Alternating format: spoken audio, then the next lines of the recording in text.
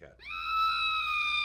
Oh, that's not a cat, Ed. No, it doesn't sound like a cat to me, but maybe it's your cat after living with you for a while. I don't know. Well, this is a retake of the classic series for January of 2016 because the sound machine ran out of sound. Well, my goodness. How does that happen? How about this kind of sound, Ed?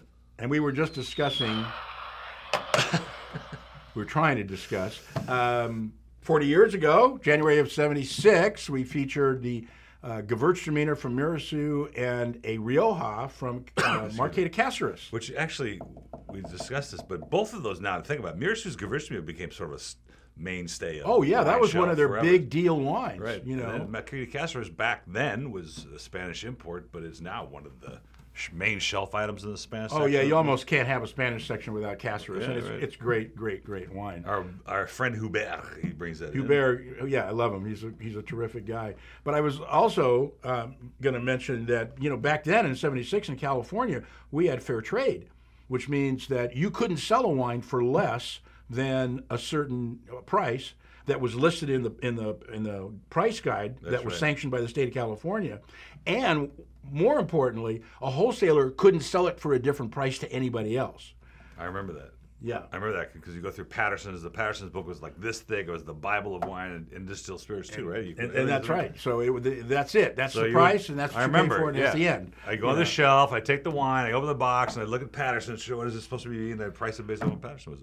That's what I used to do. But today it's a little bit different because you get to buy wines for less than other people do. That's right, and we sell it to our customers for less, as exampled by the wines we're going to taste now.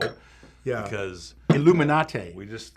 I think that's what Illuminati. No, Illuminate. Well, is it Italian? From our buddy. Well, you're Italian. You think you are. The Illuminati. That's like the secret organization that controls the world. According to Dan, what's his name, who wrote, the Da Vinci Code. Anyway, this is from our buddies. Actually, now that it's opened up, it's even gotten denser. Oh yeah, well, this is our buddy at Kimmel Winery. They made this blend. I think they sell this to other people. I don't know. It is Jimmy Kimmel. Yeah, it is Jim Kimmel. Yeah. Did you know that Joel Gott owned a hamburger chain? No. Gott's Roadside? No, that I didn't know. But I knew his dad, Kerry Gott, because he was a winemaker at Montevina. Mm. I didn't know that. Okay, the blend has now decided to show itself as a very elegant and complex thing. I'm glad we have to reshoot this. Absolutely beautiful wine. I mean, it's stunning. I mean, like I said, $19.99 on the shelf, great price. $7.99 reorder price, stupid. Yeah, no, that's. I mean, if somebody said, "Oh, you call me stupid again?" Well, not to your face. Again. Somebody said, "Oh, this is $25 wine." I said, "Yeah, I got it. I'm not arguing." This is a $10 glass, and you'd be happy. Absolutely. Very happy. No, I'm doing another 96. Yeah, that's 96. I agree. Now you're at 118. I'm at 118. So it's at 112, but who's counting? Right. Yeah. So, but I'm not calling you stupid. No. It's actually 192. So, we were talking about this earlier. Great wines. Love their packaging, actually. Yeah, it's very classy, very clean. It tells you what it is, which is helpful. $18.99. We sell it for $6.99.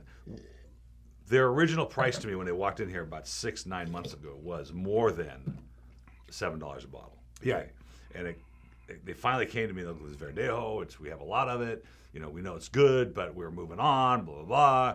They're not carrying the brand anymore. I said, "Oh, really?" I go, "Here's what I'm gonna sell for $6.99." So they're like, "Fine," and I go, "Really?" I'm like, "Really?" So it's terrific wine. I mean, I love Verdejo, and like I said, when I taste a wine, the first thing I ask myself is, what would I think it was if I didn't know what it was? And the first thing you do is the process of elimination. What is it not? And it's not oak Chardonnay. And by the time I got done with what it wasn't, I wouldn't know what it is. Because that's very hard to do. You don't drink that many Verdejos, and I probably would have figured it out in a process of elimination if somebody had said, if we'd have gotten to Spain, then I'd have figured, But you can get it down to some pretty interesting grapes, and that's what Verdejo is. Oh, it's fabulous. You got into some of these indigenous Italians and some of these other indigenous Spanish grapes, Albarinas and things. That's when you start having difficulty pairing them off because you don't taste enough of them to really discern them. But it's not Sauvignon Blanc, it's not Chardonnay, it's not Chenin, it's not those things, right? Absolutely. This is a 96. I'm doing 96 here too. I'm loving it. I love the depth of the melon in there. Melon. And now we're going back to my new favorite. So you folks with the 2 red wines this month, they're going to get 2 wines made by Mr. Jim Kimmel, and which you I are watched lucky last night. dogs. I couldn't sleep last night. I was watching Jimmy Kimmel, and it was Billy Joel. It was actually very entertaining. Wow, Billy Joel. Good. God, I love Billy Joel. I think he's one of the greatest singer-songwriters that ever lived. I mean, he's truly an amazing artist. Jimmy did not talk about this Merlot, but it is. He should though. You would think that he would have Jim Kimmel on the show and talk about the wine. I mean, because he didn't make up the name. I mean, that's his name. You know what's interesting about this Merlot? It's got so much meat in the middle that it's going to have legs, long life to it because it's got enough acid for it. It's a Merlot for Cabernet drinkers. Really, that's right. I mean, because people think, oh, Merlot, it's kind of sissy. Well, believe me, you drink things like Duckhorn or Petrus, and you go, oh, that's not sissy wine at all. No, yeah, she's 40% alcohol. Anyway, it's the blackberries in this are amazing. And the cherries, and it's at first glance, at first taste, you think it's Cabernet, but then you go, it doesn't have the classic Cabernet black licorice, marzipan sort of component that you get in Cabernet. It's different. It's more blueberries, and blackberry, more berry-like. More berry-like, but it's got plenty of guts. Oh, it's got a lot of guts. It's got great tannin levels, I'm giving that 97. Yeah, I'm with you on that one. For what, $7.99? $7.99 killer. I don't think there's a better $7.99 wine on the planet. Well, you're right. Those floor stacks of whatever they have out there at $7.99 is pretty bad. Which we taste, folks. We taste them all. Hey, back to our friends at Geyser Peak. They've got such a big following now that we don't see their wines as much, but here's a chance to taste some of Daryl Groom's work.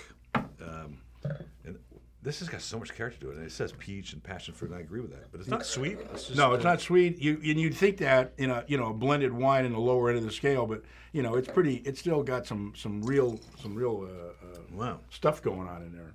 No, you don't talk about complexity that much with the white wines, but this one I can. Mm-hmm. This one you can feel these flavors: the white peach, the passion fruits. Delicious. There's in there. It must be absolutely delicious. This is great. You get nice chill on this and serve it with some kind of salad. I'm a happy camper. Well, I got that and one. I'm doing a 97 on that. Someone actually sent me the Happy Camper wines the other day. Why didn't you send it to him first? What is this, like a regifting something? What's going on here? I'm like, Happy Camper. It was all right. Hey, that's a nice 7 for me, too. Well, that's the retake of the class series for just January of 2016. Thanks for bearing with us. Not that you watched the first one that didn't get posted. Well, then there's that.